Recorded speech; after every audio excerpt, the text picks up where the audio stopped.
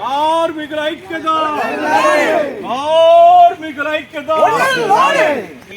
Pension board, auto డ్రైవర్లకు సంక్షేమ board, వాహన మిత్ర 15,000 రూపాయలు, వాహన మిత్ర 15,000 రూపాయలు, పిఎఫ్ ఈఎస్ఐతో కూడిన సంక్షేమ బోర్డు, గెజిట్ నంబర్ 894 రద్దు చేయాలి. కేంద్ర ప్రభుత్వం విడుదల చేసిన గెజిట్ నంబర్ 894 రద్దుపరచాలి. 31 రద్దు చేయాలి. ఈ చలనాలు రద్దు చేయాలి. కార్మికుల ఐక్యత, ఆటో కార్మికుల ఐక్యత. ఈరోజు auto drivers union and workers federation ఇచ్చిన పిలుపులో భాగంగా ప్రొద్దుటూరులో ఆటో డ్రైవర్స్ యూనియన్ ఆధ్వర్యంలో ధర్నా నిర్వహిస్తూ ఉన్నాం.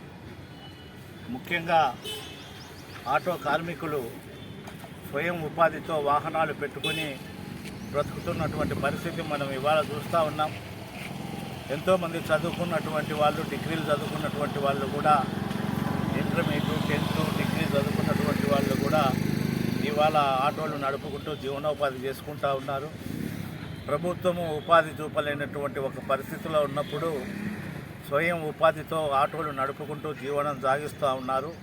కానీ పెరిగిపోయినటువంటి పెట్రోల్ ధరలు, డీజిల్ ధరల వలన వాళ్ళకి డ్రైవర్స్కి గిట్టుబాటు అనేటువంటిది కావటం లేదు.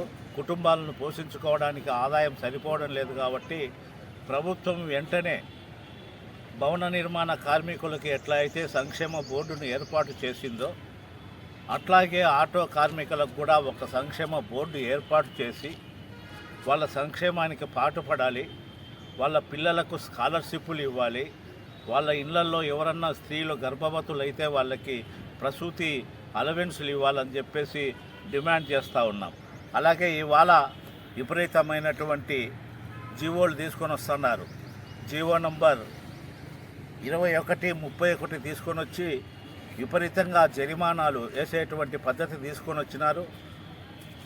చాలని బ్రతికేటువంటి ఈ ఆటో కార్మికులు విపరీతమైనటువంటి జరిమానాలు, చలానాలు కట్టి బ్రతకలేనటువంటి పరిస్థితి వస్తుంది. కాబట్టి ఈ జీవోలను వెంటనే రద్దు చేయాలి.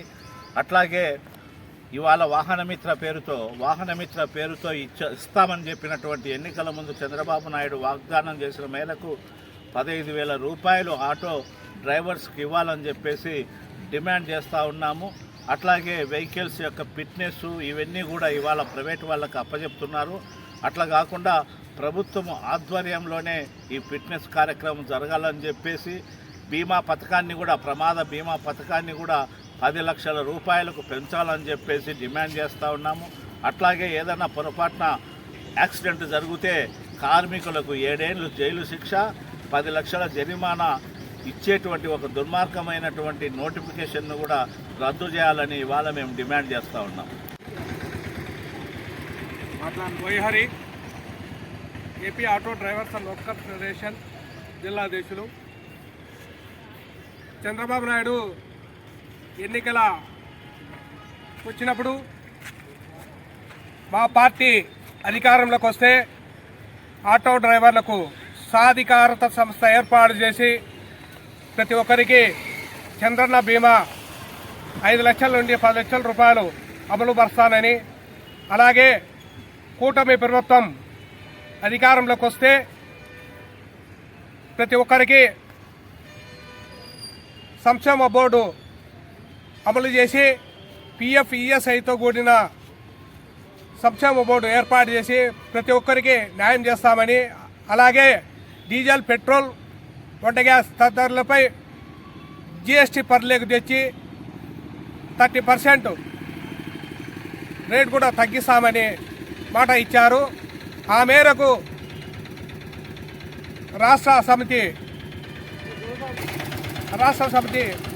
పిలుపు మేరకు ఈరోజు పెద్ద ఎత్తున ధర్నా కార్యక్రమం నిర్వహిస్తున్నాము. ఈ కార్యక్రమంలో మిత్రులు, సహచరులు అందరికీ అభినందనలు తెలియజేస్తున్నా. దా.